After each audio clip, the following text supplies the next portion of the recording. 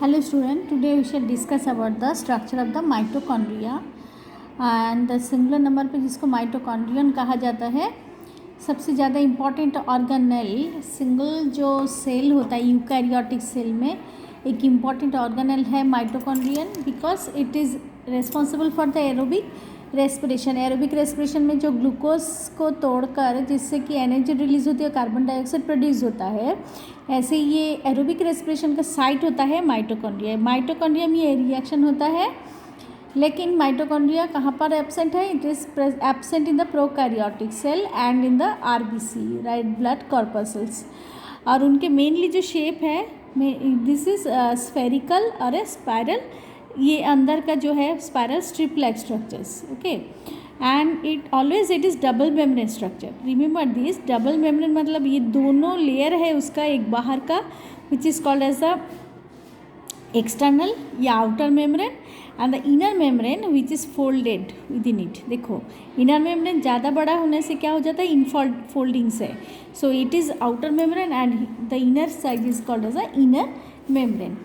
और उसमें डिफरेंस क्या है? Outer membrane permeable to various metabolites, जो बाहर की चीज़ जैसे प्रोटीन या कुछ पोरिन पार्टिकल्स उसके अंदर आना चाहता है तो पार्मेबल है।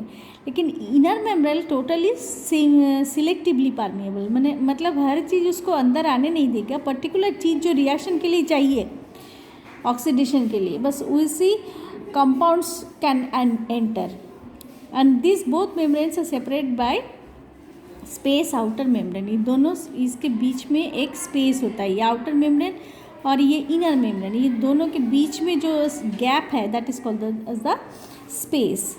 Next, inner membrane shows several finger like and plate like folds. अब ये जो फोल्ड्स एक एक दिख रहा है, this folds are called as a cristae. Then inner membrane bears membranous particles oxysome. अगर माइटोकॉन्ड्रिया के स्ट्रक्चर्स को एकदम पास में से आप देखते हैं तो in wall of the inner structures, inner wall जो है उसके अंदर देखो ये छोटे छोटे पार्ट्स हैं, these are called as the oxysomes and these which are also called as the F1 particles and these are the site of the respiration. जो ऑक्सीडेशन होता है इसी जगह पे होता है। एक ऑक्सीजोम को अगर हम एनलार्ज करके देखें जिसका दूसरा नाम है F1 particle, it contains 3 region. One is the head and the stalk that is called as a pedicel. Head का दूसरा F1 कहा जाता है, F0 pedicel and this is base. And this oxysome या F1 particles is responsible for this production of the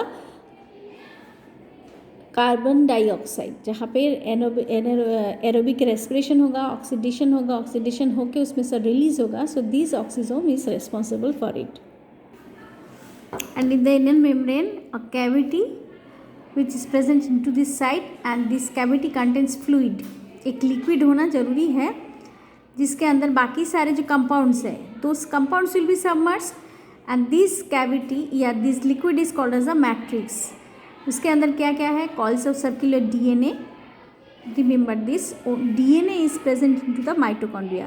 generally DNA कहाँ पर होता है? न्यूक्लियस में होता है, लेकिन exceptionally case in the mitochondria and the plastid we can find the DNA, but this DNA is the circular DNA, okay. So coils of circular DNA and RNA and the ribosomes, ये जो particles दिख रहा है these are ribosomes, but these ribosomes are different from the ribosomes of our outer side. Those ribosomes are 80S type, but these ribosomes are 70S, sedimentary coefficient 70, which is different from the ribosomes of eukaryotic cell. Eukaryotic cell में generally it is 80S type, but in these mitochondria these ribosomes are 70S types, and except these lipids and various enzymes are also present within these mitochondria and which are responsible for functioning the Krebs cycle. Okay, now observe this diagram again.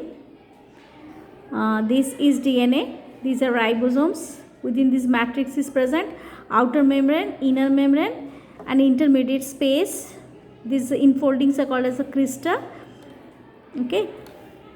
Next, if you see the structure of this oxysome, this is head, this region is pedicel and this is base, okay.